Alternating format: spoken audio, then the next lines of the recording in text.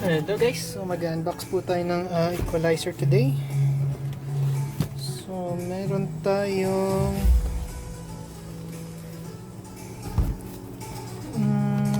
KEQ-231. So 31 ba na equalizer po ito.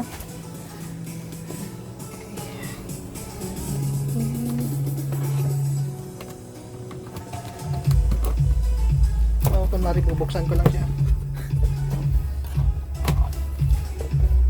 Ito po yung sa loob ng box. Ito yung warranty.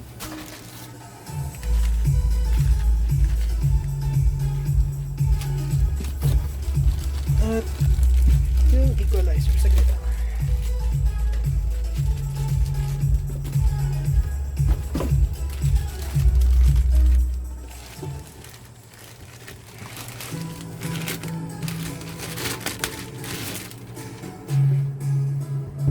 Guys, ito na po siya.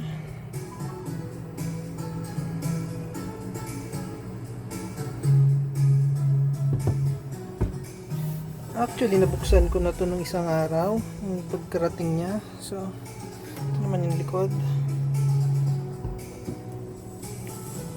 Tatanggal naman yung input cord, then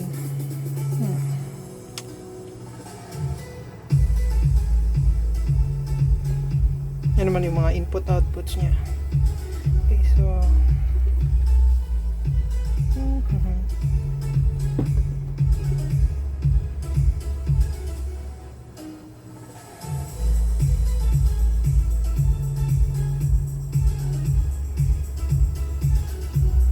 okay, subukan ko lang after a few minutes. Kakabit ko lang sa amplifier. Okay, dito na po tayo. So kanina hindi ko pala naipakita, meron siyang cord na ganito, ganito yung dulo.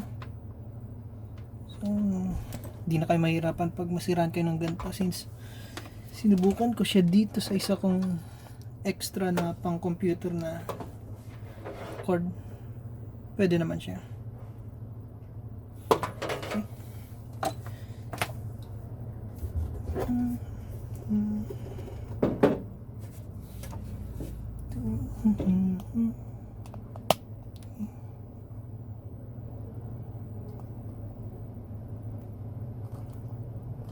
Okay. PL5 jack para simple lang ang ating connection. So kakabit ko lang tong mga ganito.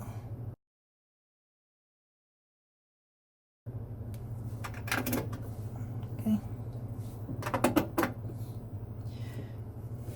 Okay.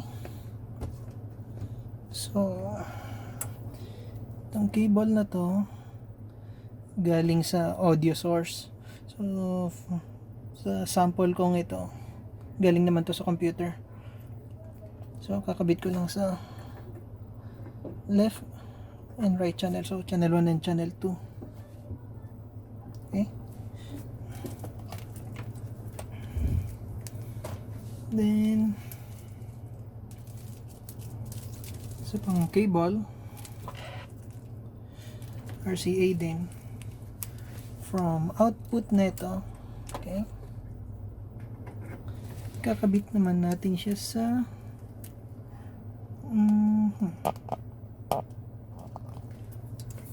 input ng amplifier. So yun lang kasimple yung setup natin ngayon. So bali yung amplifier nakakonect na rin sa speaker. So i-on na lang natin. Oops, kalimutan ko. Ang hiwagang power jack. Okay.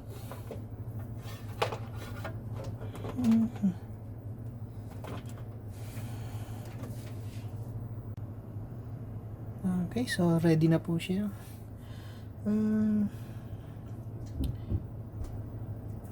Imimid ko lang muna lahat. Itong mula volume, yung pang bass, then mid range, saka yung high frequencies natin. Okay.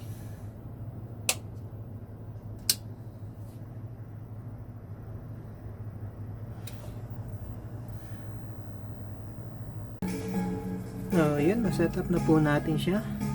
So, dito pala sa harap, meron tayong gain. So, tigisa sa left and right. So, kumpara naman sa KEQ-215, ang gamit niya is potentiometer. So, yun lang ang difference nila. Sa KEQ-31 naman, slider na yung gamit.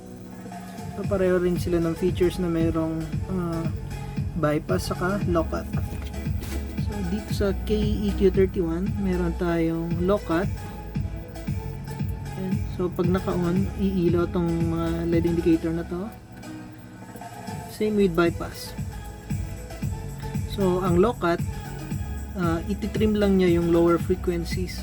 So, not sure kung 20 to 40 na hertz yun. So, ito yung mga frequencies na napakababa na usually hindi na nabibigkas ng speakers to, or hindi na naririnig ng pandinig natin. More on nararamdaman na lang natin yung frequencies na yon. So, yun yung low cut. And then we have bypass. So, tigisang per channel. Ginagawa naman nito is parang i-off lang niya yung equalizer. So, kung nakikita nyo, naka-flat tong mga sliders natin. So, parang ganun yung mangyayari. Tunog lang niya is parang walang equalizer. So, parang from mixer, diretso na siya papuntang amplifier. Ganun na yung tunog niya. Yan. So, naka-red or naka-ilaw tong mga indicators na to. Ibig sabihin, naka-off yung bypass. So, in short, gumagana yung mga sliders na to. So ayun guys, na-set up ko na rin po siya. So, mga gains natin, nasa 0 lang. Then, ayan na yung mga sliders per frequency.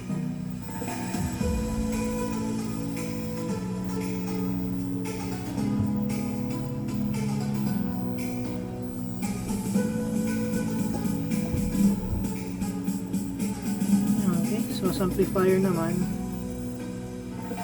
naka medium lang lahat. So, mas madali natin siyang timplahin.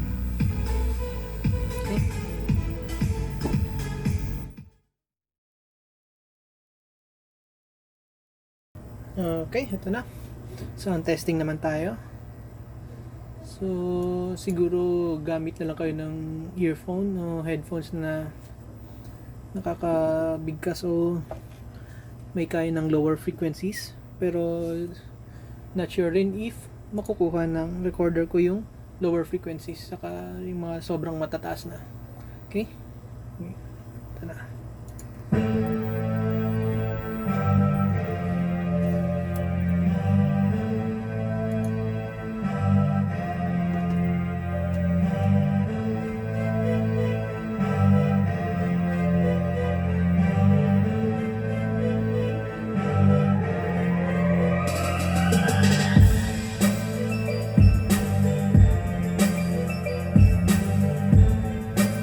Ganun po siya pag naka-off. Susubukan po natin i-on.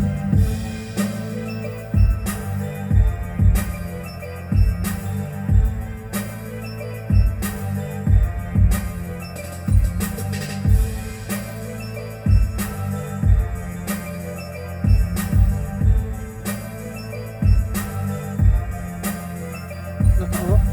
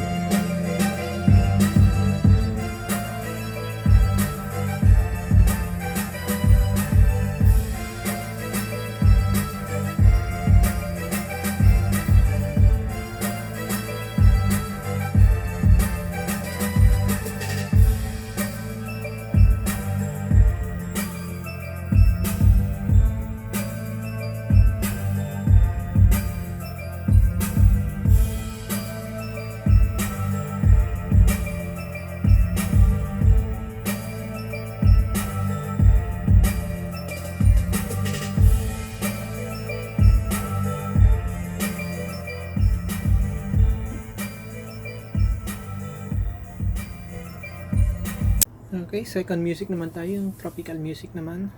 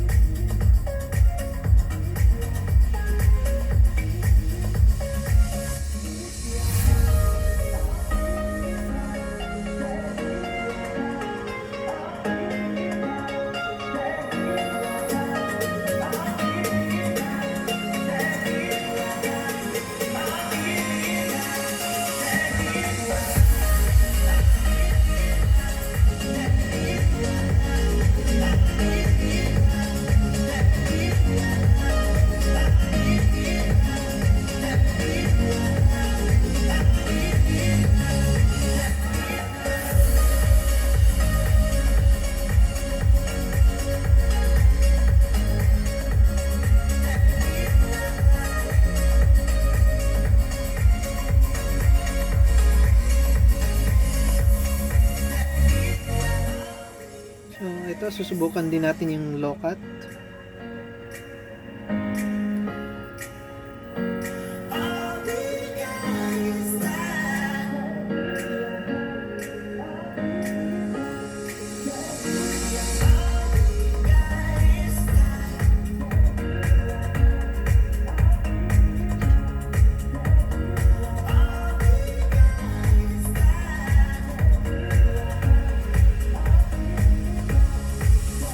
Pala guys, napansin nyo kanina hindi umiilaw itong mga output level indicators natin. So susubukan po nating lakasan yung input mula sa audio source papunta sa equalizer, then i-guide ko na lang yung amplifier na hindi lumakas masyado.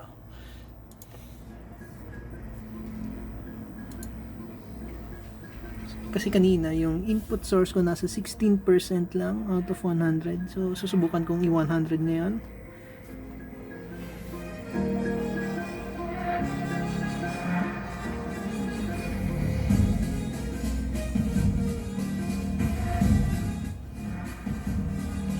So 100 na. So madali pa lang sa kanya. So susubukan kong ayun, kung napapansin nyo, umiilaw na yung mga output indicators.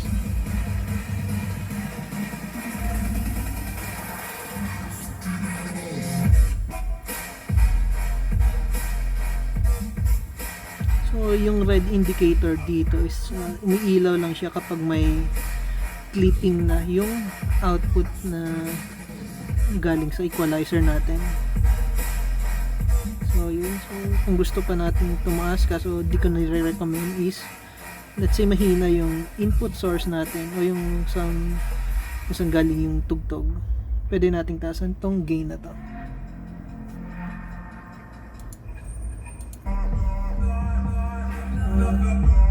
So hinaan ko lang yung amplifier.